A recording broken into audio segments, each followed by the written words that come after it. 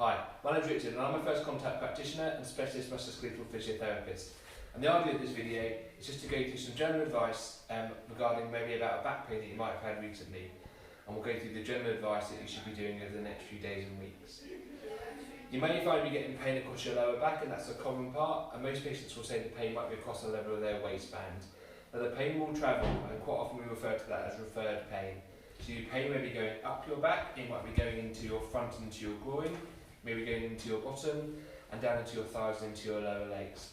That is quite a normal presentation for low back pain, but like everything, to keep an eye on it, because we'll be really keen to find out if your symptoms change. You may get other symptoms, things like pins and needles and numbness, which again is a normal part of how it might present.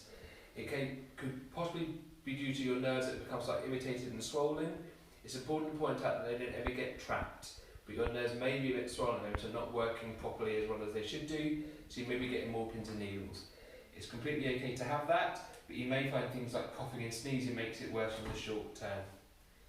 You're probably quite uncomfortable at the moment, and that's really common with low back pain. We do try and encourage you to keep active, because it's really important these tissues have a chance to move, as that triggers their healing. Most of the structures in your lower back, so on this model here, so things like your nerves, your joints and the ligaments that run over the top, have a really poor blood supply. Therefore they very much rely on movement to get it better. If you don't move, the blood supply will remain poor, which will slow down the healing effect. Be guided by how you feel for your pain. Pain is a very individual experience, and we're all very different how we respond to pain. But try and move as much as you feel you can. It is really important you take your painkillers, and they may be taken over-the-counter medication, or medication that might have been prescribed from the pharmacist or the doctor or the nurse. Try and follow the prescription that you've been taking. It is important you cover the pain a little bit to help you move. Patients often worry they're going to mask the pain and do more damage. That's very, very rare. Take your painkillers, and the benefit of that is means you're more comfortable, you can move more, and do the exercises that you've been given. Other things like hot and cold packs can work really well, and they may help you with your exercises. You may want to put them on first for 15-20 minutes and then do your exercises.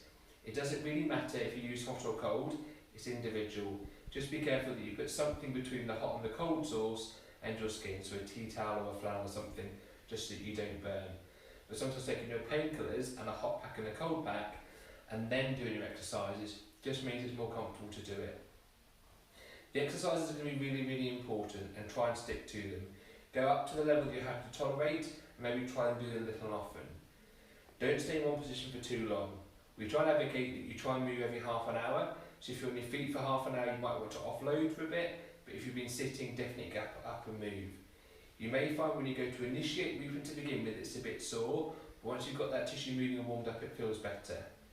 You may find things like if you're sitting, that on a slightly higher chair is more comfortable in the short term, or if you're having to do a drive in the car, that again, sitting on a cushion or a pillow might make life a bit more comfortable for you to get going. Again, the more you get going, the better it will feel. You may find in the night that you're waking up because you're quite uncomfortable, and that's generally a sign your body tells you it wants to move. That is okay, get up and have a walk around and you may find you better. But more importantly, the more that you move during the day, you'll probably find your night times are better. You may also find you're quite stiff in the morning and it takes you a few minutes to get going.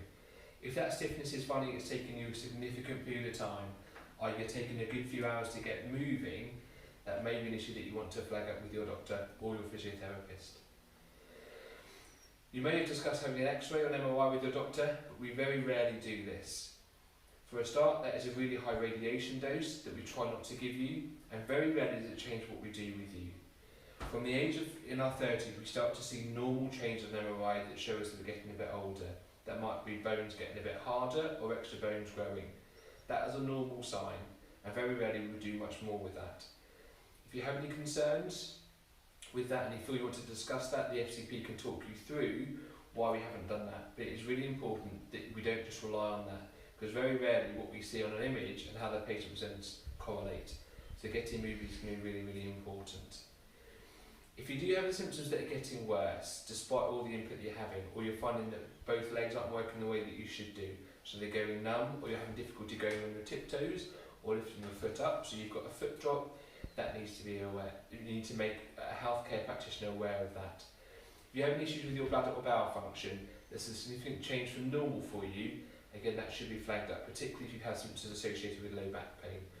You may also find you have numbness when you're going to the toilet or any sexual dysfunction. Those issues need to be flagged up because they could be a sign of caudal equina syndrome, and this is very, very rare within low back pain, but it is something that has to be flagged up and dealt with urgently. If you want any more information about low back pain, NHS Choices is always a good site to look at, or you can go to our website, which is www.purephysiotherapy.co.uk, where we explain a bit about low back pain and give you some nice simple exercises to do in the early stages, also progression that you can do further on down the line.